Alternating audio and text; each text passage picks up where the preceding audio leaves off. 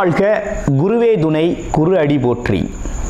இப்போ பார்த்தீங்கன்னா 2025 தமிழ் வருட பிறப்பில் பார்த்தீங்கன்னா 12வது மாதம் கடைசி மாதமான பங்குனி மாதத்திற்கு என்ன விதமான பலாபலன்கள் ஒவ்வொரு ராசிக்கும் இருக்குது அப்படிங்கிறத நம்ம விரிவாக தெளிவாக பார்க்க இருக்கிறோம். அந்த வகையில் பங்குனி மாதம் அப்படின்னு எடுத்துக்கிட்டோம்னா பங்குனி உத்திரம் அப்படிங்கிறது மிக சிறப்புமிக்க பண்டிகையாக இருக்குது. அது மட்டும் இல்லாமல் இந்த பங்குனி மாதத்தில் 7 சுப முகூர்த்தங்கள் வருது. பங்குனி மாதத்தில் தான் பார்த்தீங்கன்னா கிராமப்புற திருவிழாக்கள் தொடங்கக்கூடிய ஒரு காலகட்டமாக இருக்குது. இந்த பங்குனி மாதத்தில் சூரிய பகவான் பார்த்தீங்கன்னா காலச்சக்கரத்தின் 12வது ராசியான மீனம் ராசியில் அமர்ந்து அருள்பளிக்கக்கூடிய ஒரு அற்புதமான மாதமாக இந்த மாதம் இருக்குது.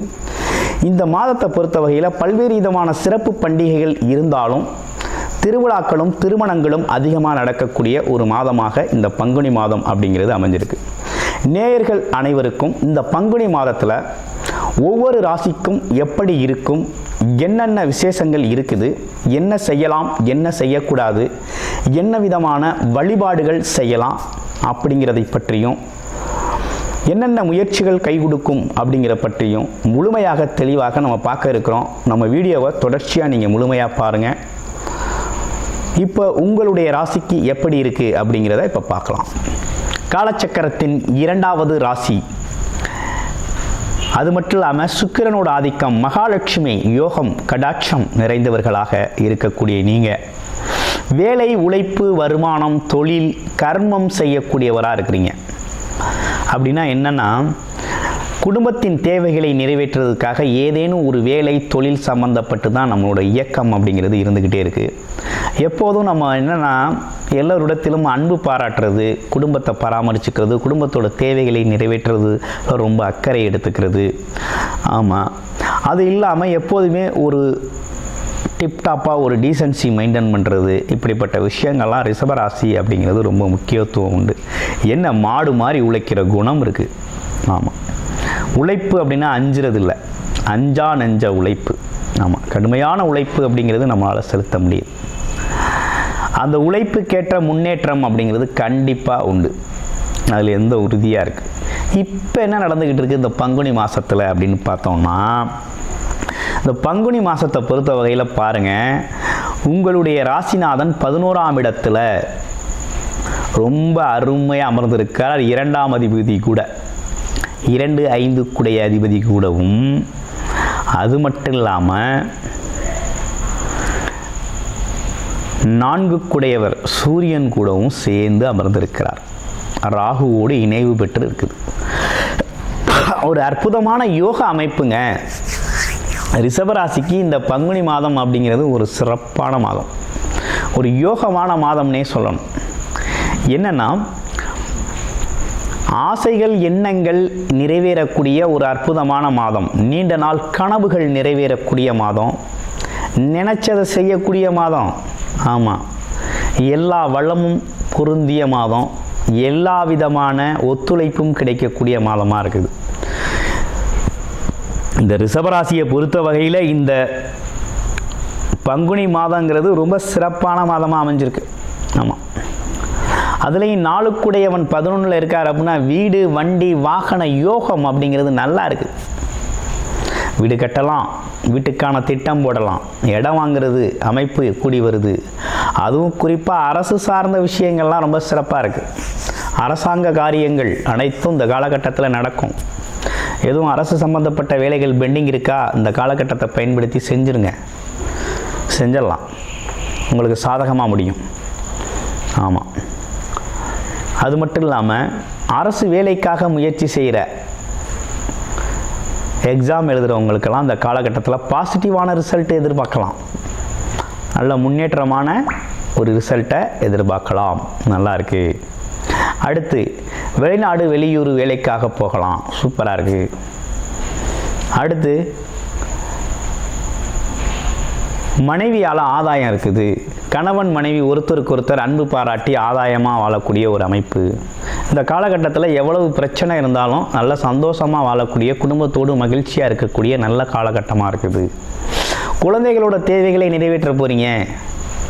குழந்தைகள் நீங்கள் சொல்கிறதெல்லாம் கேட்க போகிறாங்க. குழந்தைகள் உங்களோட ஆசை கனவுகளுக்கெல்லாம் அவங்க செய்கிறதும் நீங்கள் அவங்களோட ஆசை கனவுகளை நிறைவேற்றுறதுமா அந்த காலகட்டம் அப்படிங்கிறது அருமையாக அமைஞ்சிருக்கு. படிப்பு அருமையாக இருக்குது. சரஸ்வதி யோகம் அமைஞ்சிருக்கு குழந்தைங்களுக்கெல்லாம். கல்வி யோகம் அருமையாக இருக்குது. நல்லா படிப்பு வரும்.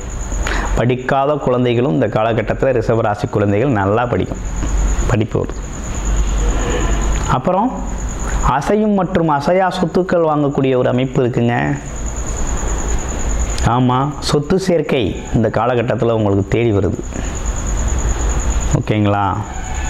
அடுத்து பேச்சில் மட்டும் ஒரு அன்பான பேச்சை வச்சுக்கோங்க. ஆல்ரெடி நீங்கள் அன்பாக பேசக்கூடியவர் தான். ஆனால் இருந்தாலும் 2ஆம் இடத்துல இருக்க செவ்வாய் பகவானால் அடிக்கடி சிடுன்னு குடும்பத்தில் கொஞ்சம் கோபம் வரும். குடும்பத்திற்கான சுப செலவுகள் வரும். அதே நேரத்தில் கோபமும் வரும். கோபத்தை தவிர்த்துக்கிறது அப்படிங்கிறது நட்புறவு, அதாவது ரிலேஷன்ஷிப்புக்கு கொஞ்சம் நல்லதாக இருக்கும்.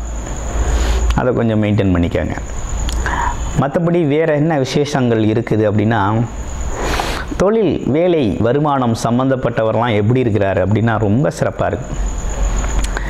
உங்கள் தொழில் லாபகரமாக தான் போகுது, அதில் எந்த மாற்றமும் இல்லை. லாபகரமாக தான் இருக்குது. வேலையும் லாபகரமாக தான் இருக்குது. அதே போல் வியாபாரமும் லாபகரமாக தான் இருக்குது. இந்த காலகட்டங்கிறது ஒரு அதிர்ஷ்டமான யோகமான காலகட்டம் தான் உங்களுக்கு. 4 கிரகங்கள் ஒரே 11ஆம் இடத்துல அமர்ந்து 4 விதமான ஆசைகளை நிறைவேற்றக்கூடிய ஒரு நல்ல மாதமாக அமைஞ்சிருக்குங்க. ஆமாம், எண்ணங்கள் ஒரே நேரத்தில் எல்லாம் நடக்குதப்பா அப்படின்னு சொல்லுவாங்க. நடந்தால் எல்லாம் ஒரே நேரத்தில் நடக்குது, இல்லைன்னா நடக்கவே மாட்டேங்குது, சிரமப்பட்டுக்கிட்டு இருக்கேன் அப்படிம்பாங்க. இப்போ எந்தெந்த விஷயத்துக்காக ஒவ்வொரு காலகட்டத்திலையும் நீங்கள் சிரமப்பட்டீங்களோ அவை அனைத்தும் ஒரு சேர நடக்கக்கூடிய ஒரு நல்ல மாதமாக இந்த மாதம் சிறப்பாக அமைஞ்சிருக்கு. ஆமாம், குடும்பத்தோட மகிழ்ச்சி நல்லா இருக்க போகுது. வருமானம் நல்லா இருக்க போகுது. இளைய சகோதர சகோதரி உறவுகள் நட்பு பாராட்ட போகிறாங்க. முயற்சிகள் கை கொடுக்க போகுது. வீடு, வண்டி, வாகனங்களை மாற்றுகிறது, புதுசாக வாங்குறது, செய்கிறது நல்லா இருக்குது. இடம் கூட வாங்கி போடலாம் அப்படின்னு சொல்கிறது. சொத்து சேர்க்கை சம்மந்தப்பட்ட விஷயங்கள்லாம் நல்லா இருக்குது. தாயோட உடல் ஆரோக்கியம் நல்லா இருக்குது. குழந்தைகளுக்கு நல்லா படிப்பு வருது. குழந்தைகளோட தேவைகளை நிறைவேற்றுறீங்க. குழந்தைகள் உங்களுக்கு உதவிகரமாக இருக்கிறாங்க. ஆமாம், குலதெய்வம் நல்ல அருள்பளிக்க போகுது.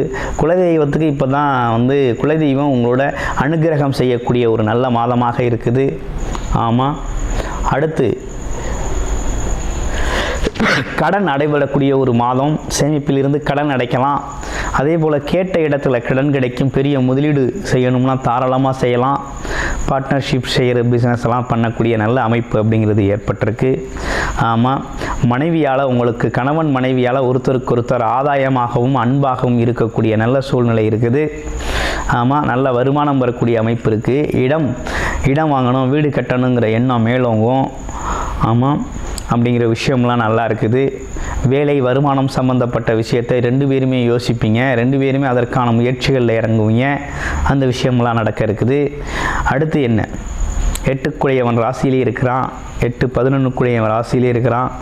ஆமாம், திடீர் அதிர்ஷ்டத்தை தரக்கூடிய ஒரு அமைப்பு அப்படிங்கிறது இருக்குது. பரிவர்த்தனை, சுக்கிரன் குரு பரிவர்த்தனை யோகம் இருக்குது. திடீர் அதிர்ஷ்டம், திடீர் மாற்றம், எண்ணம் போல் வாழ்வு அப்படிங்கிற ஒரு அமைப்பு உருவாக இருக்குது. ஆமாம், வேலை, தொழில், உத்தியோகம் சார்ந்த விஷயத்தில் மாற்றம், உயர்வு அப்படிங்கிற ஒரு விஷயம் நடக்க இருக்குது. ஆமாம், எப்படி பார்த்தாலும் இந்த காலகட்டம் அப்படிங்கிறது உங்களுக்கு சாதகமான பல்வேறு விதமான யோகத்தை தரக்கூடிய காலகட்டமாக இருக்குது. பதவி உயர்வு, அங்கீகாரம், உங்கள் வேலைக்கான அங்கீகாரம் அப்படிங்கிற ஒரு விஷயம்லாம் நல்லா இருக்குது. ரொம்ப அழகாக இருக்குது. ஆமாம், ஒரு அழகான ஒரு அற்புதமான மாதமாக ரிஷபராசி அன்பர்களுக்கு ரொம்ப ஃபேண்டாஸ்டிக்காக அமைஞ்சிருக்கு இந்த பங்குனி மாதம். பங்குனி உத்திர திருநாள் நல்லபடியாக கொண்டாடுங்க. முருகப்பெருமானை கொஞ்சம் வழிபாடு செஞ்சுக்கோங்க. அடுத்து பாருங்கள், ரிஷபராசியை பொறுத்த வகையில் உங்களோட ராசி என்ன, லக்னம் என்ன, ஆமாம், உங்களோட நட்சத்திரம் என்ன, ராசியிலே உங்களோட நட்சத்திரம் என்ன, ஆமாம், அப்படிங்கிறத முழுமையாக பார்த்து அதுக்கான தசாபுத்தி அமைப்புகள் எப்படி இருக்குது அப்படிங்கிறத பார்த்துக்கங்க.